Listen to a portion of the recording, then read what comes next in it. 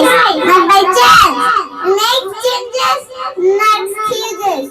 To be motivated, not manipulated. I choose self-esteem, not self-pity. I choose to listen to my inner voice, not to random opinion of others. I choose the best helping hands that are at the end of my own arm.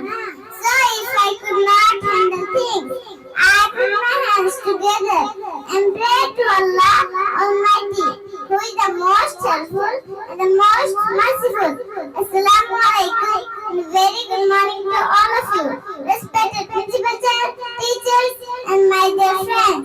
This is Nawazat, student of class KG. Wish you all a very happy Independence Day. Today I will be speaking the topic Unity in Diversity.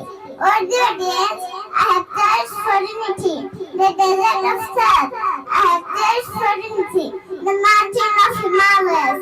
I have thirst for unity, the field of Punjab. I have thirst for unity, the glacier of Gangotri.